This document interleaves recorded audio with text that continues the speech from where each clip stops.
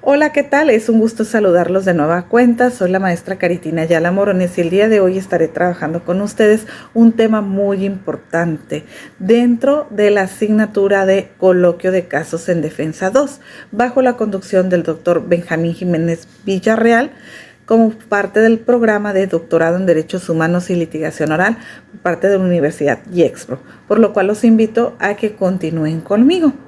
El tema que nosotros estaremos analizando el día de hoy es la recomendación 32 del 2018 emitida por la Comisión Nacional de Derechos Humanos. Y la Comisión Nacional de Derechos Humanos es este ente que permite la protección inminente y fehaciente de los derechos humanos, evitando alguna situación de vulneración o bien cuando se da esta violación de derechos, ella interviene y lanza una recomendación. Emite dicha recomendación con la finalidad de garantizar la reparación o resarcir el daño. Por lo cual, el día de hoy les estaré comentando uno de los aspectos relevantes en qué consiste esta recomendación 32 del 2018 y se centra específicamente en un grupo de personas de la tercera edad que son prácticamente pensionados, por los cuales por las características específicas podemos determinar que son personas que se encuentran en un ambiente de vulnerabilidad, por lo cual bajo la condición de la edad, cuidado o situación jurídica requieren de una mayor protección a estos derechos, así como también esta protección especial directa para todas aquellas prestaciones ya ganadas y que se encuentran consagradas dentro de nuestra Carta Magna, dentro de nuestra organización o dentro de nuestro ordenamiento jurídico. Por lo cual, a lo largo de este video estaremos analizando algunos de los puntos muy importantes, así como los elementos fácticos y los elementos jurídicos que llevaron a la comisión a emitir esta recomendación ante estas dependencias por la posible violación de estos derechos que más adelante estaremos comentando. Por lo cual, como parte de este trabajo educativo, este video cumple con la finalidad específica de dar a conocer un estudio de un contexto de este caso.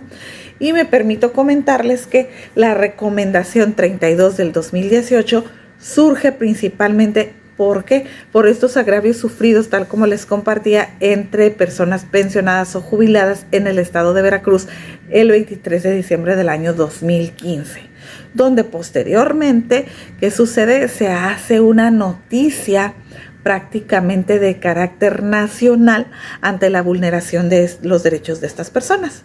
Y para ser exacto, les puedo mencionar que estas personas pensionadas únicamente pretendían hacer valer su derecho de recibir el pago que ahora sí que por ley, por derecho les correspondía, por lo que se acercaron de manera directa a las autoridades competentes con la finalidad de hacer una manifestación pacífica, haciéndoles mención que en diversas ocasiones ya se habían acercado recibiendo prácticamente una negativa como tal de pago, o bien inclusive habían recibido cheques que no tenían fondos, por lo cual en sus cuentas bancarias no se encontraban reflejados los movimientos.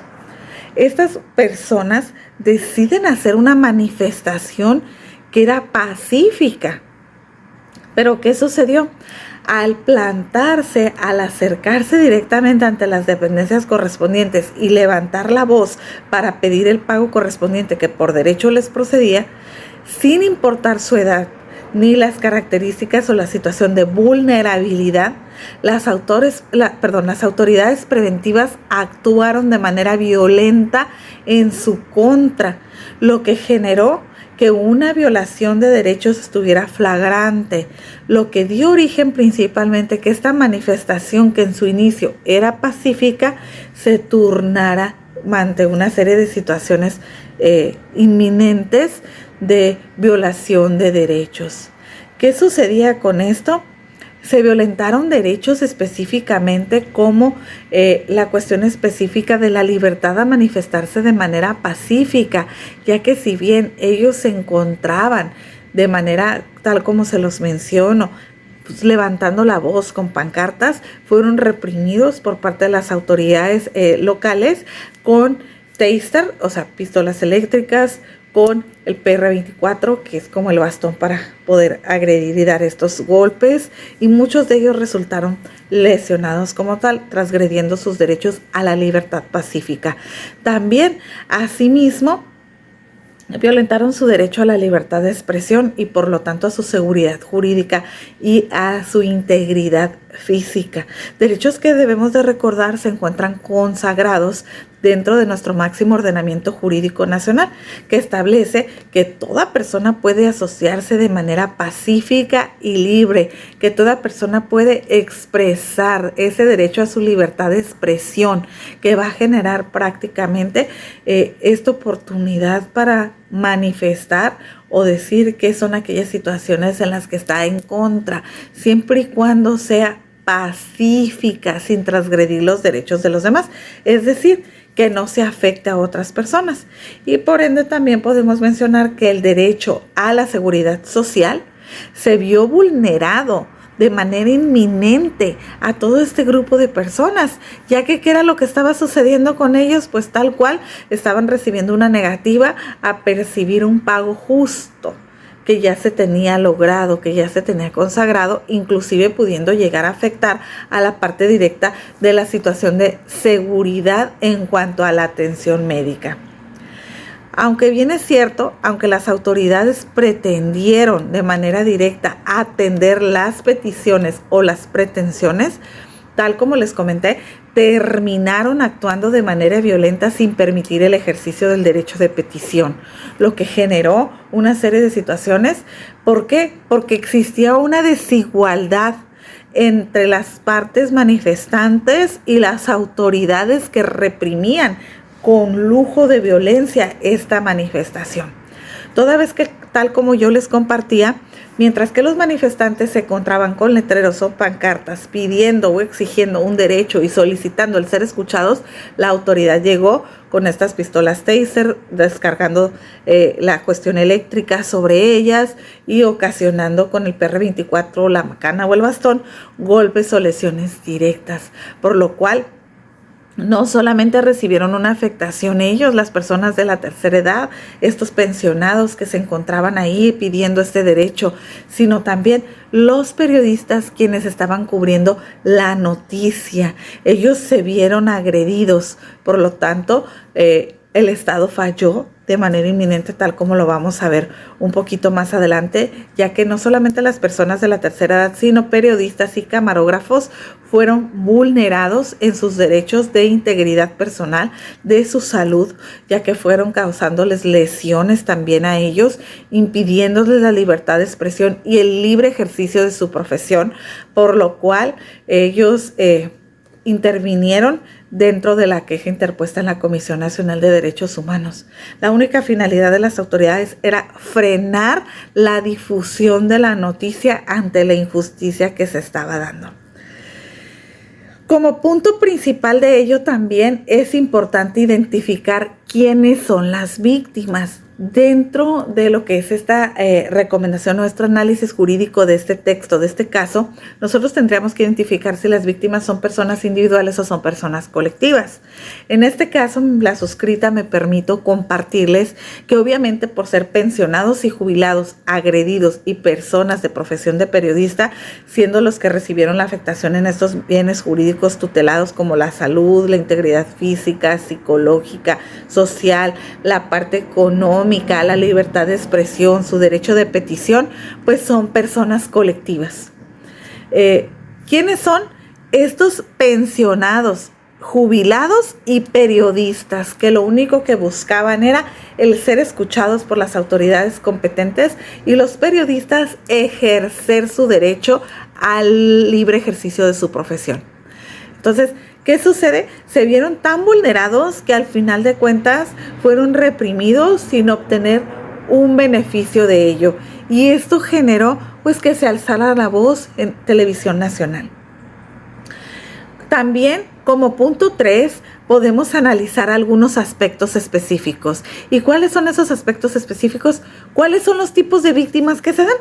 Y aquí yo les comparto libremente, tal como les mencionaba hace un momentito, que fueron víctimas colectivas que estaban buscando de manera directa, ya como lo he narrado con anterioridad, el ejercicio de un derecho.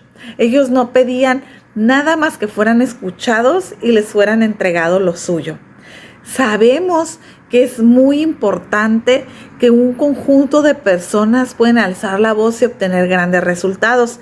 Sin embargo, en esta ocasión nos enfrentamos a una situación de represión. Entonces, el tipo de víctima que interviene dentro de esta Recomendación General 32/2018 por la Comisión Nacional de Derechos Humanos son víctimas colectivas. ¿Por qué son víctimas colectivas?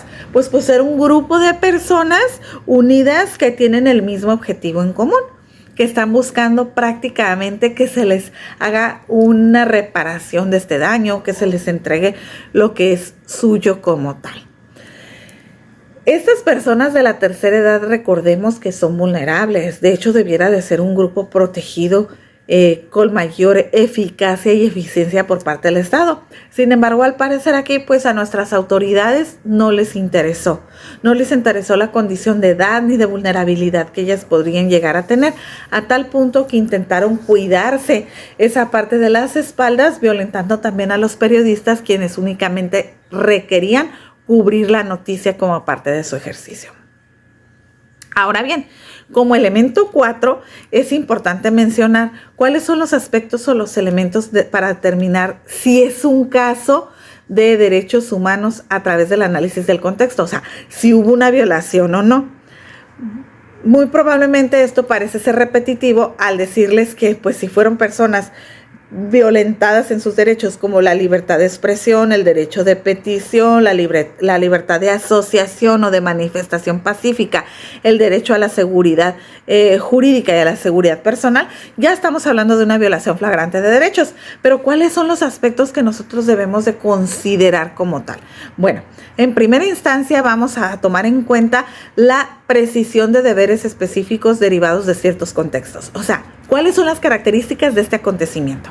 Bien, ¿cómo se da? ¿Qué se da? ¿Cuál es la afectación que se recibe? En segundo punto, la valoración de las pruebas y la asignación de responsabilidades. ¿Cuáles son los medios o los datos de prueba que nosotros ya tenemos dentro del contexto que nos van a llevar de manera inminente a identificar que efectivamente hay una violación de derechos? Y como tanto, la asignación de una responsabilidad a la autoridad que la ocasionó, que en este caso fueron las policías. Y como tercer punto, también debemos de mencionar si existe la procedencia de ciertas medidas de reparación y por ende, claro que hay una violación de derechos porque aquí mismo lo estamos analizando, que se tiene que emitir el pago inmediato y directo de esas pensiones y aunado a ello la parte proporcional para la reparación del daño por esta vejación, esta humillación sufrida. Por lo cual, la Convención y la Comisión Nacional de Derechos Humanos establece que debe haber una garantía de reparación. La Convención Interamericana nos establece la importancia de las garantías de reparación y de no repetición. Y si a esto le sumamos lo establecido en el artículo 1 constitucional, donde por ahí en su párrafo 1 y posteriormente en el párrafo 3 nos establece la igualdad de derechos que tenemos y que gozamos de las garantías y prerrogativas de ley, y aunado a eso, que el Estado como tal tiene la obligación de que directamente tiene la obligación de preservar, proteger, reparar, garantizar y promover los derechos humanos. Este es un hecho fehacientemente observable que en el caso en comento no fue realizado esta protección por parte de las autoridades, ni mucho menos por las autoridades policíacas, ya sea las administrativas en el pago del correspondiente de la pensión alimenticia, de la pensión como resultado de este objetivo que se tenía como pensionado las personas, o bien como tal de las autoridades policíacas. Entonces, los elementos de seguridad jurídica violentaron los derechos constitucionales y lo establecido por la propia Comisión Nacional y por la Corte Interamericana. Por lo cual, al estar analizando todo este contexto de derechos y ver cuáles son estos actos sufridos como tal, nos damos cuenta totalmente que sí estamos ante un contexto de violación de derechos humanos y que este Estado mexicano le falló a la sociedad. No solamente a las personas de la tercera edad, sino también a los periodistas, quienes lo único que buscaban era el ejercicio de su trabajo, el ejercicio de su profesión.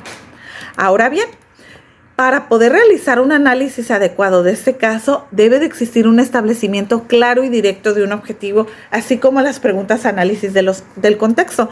Y el objetivo principal es que se determine directamente la forma de definir de manera directa el respeto a los derechos de las personas colectivas, quien únicamente solicitaban las pensiones adeudadas y una forma de vida digna, porque ya habían trabajado por lograrlo.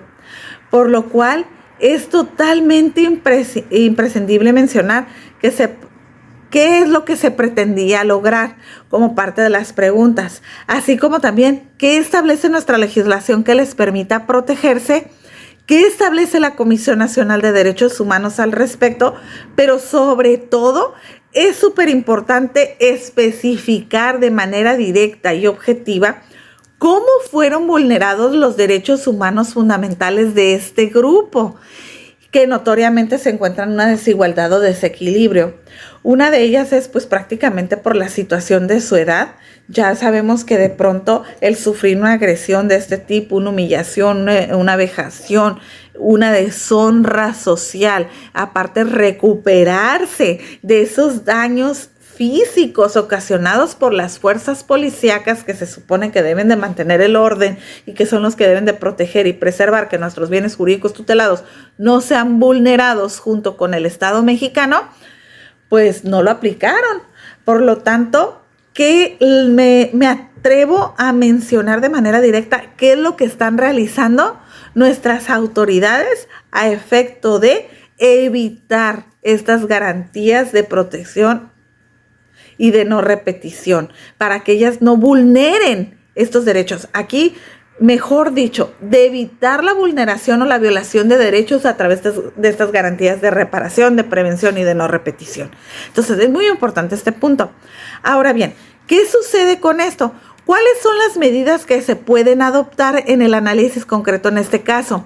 Primero, me atrevo a mencionar de manera inminente medidas de prevención, la capacitación continua, instruir al Estado mexicano, instruir a las fuerzas policíacas del actuar diario, actuar con los protocolos establecidos para no establecer una cuestión de vulnerabilidad, de violencia a estos derechos humanos.